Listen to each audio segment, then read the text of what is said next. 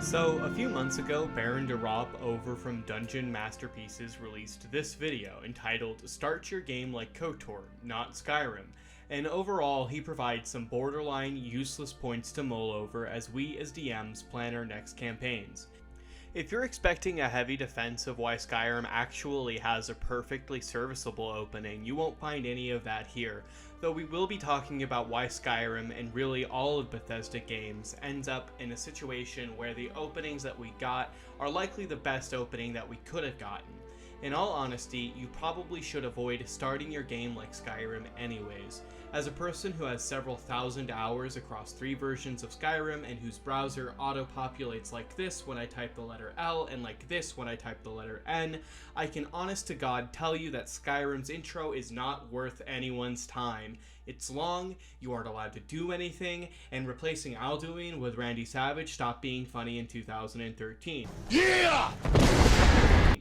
Very notably, at the 1 minute and 25 second mark of his video, Ropp says, "In the game sequence after the Dragonborn gets out of the wagon, players learn that the Imperials are about to unfairly execute the Dragonborn, that the Dragonborn has been mixed up in Ulfric Stormcloak's rebellion, and that the dragons have somehow returned to Skyrim."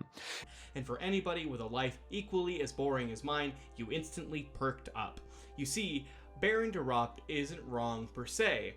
In the sequence of literary events that is happening before the player, you do find out that the Imperials are planning on executing the Dragonborn as a result of the poor cardboard cutout being in the wrong place at the wrong time. But the problem is that we skipped a step. You see, before we can do any of that, before the Imperial captain decides to have a power trip, and before Alduin can save us, we have to make a character, and that sort of fucks everything up. In fact, it fucks the pacing up so badly that the original comparison of the video just doesn't make any sense anymore.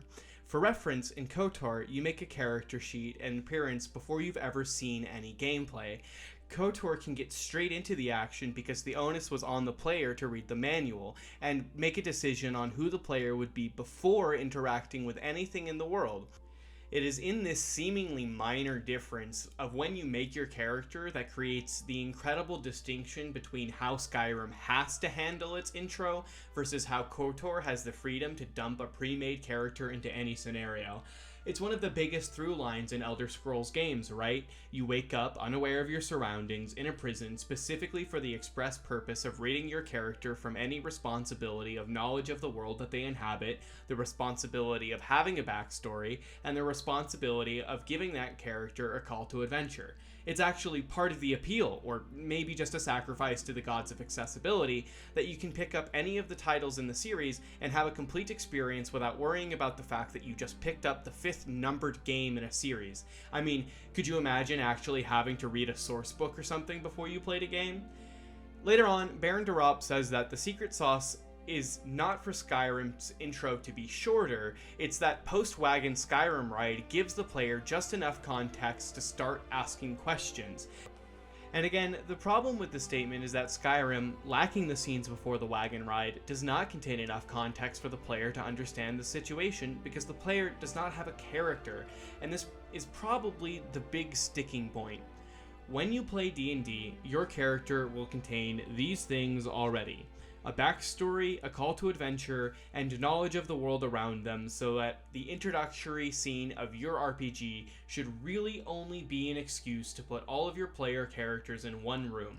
No one is coming to the table, or at least no one should be coming to the table, with the idea that their characters' opinions, mannerisms, and behaviors will be formed at the table.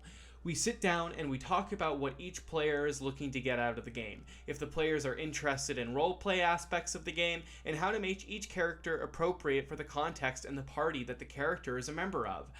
We don't need to worry about including characters like Ralof to tell you that you got caught at the border, or Trask Olgo, who tells us about being a member of the Republic fleet, because our players came with the notion preconceived for us during Session 0. Encourage your players to make characters that are interested in making a difference in the world around them. If you know your plot is going to be about a group of mercenaries, you should probably encourage your players to make characters that would be interested in doing things on offer during that campaign. Look for framing devices that are thematically and mechanically appropriate. A prison works for a group with little to no connection to each other, and a spaceship that's actively under attack works for another group that has ties to the military. But most importantly, remember to create a living and breathing world. Information that normal human beings in your setting should already know can be disseminated before the first session, which means that from the word go, your first session should only contain things that progress the plot and set the stage for the rest of the game.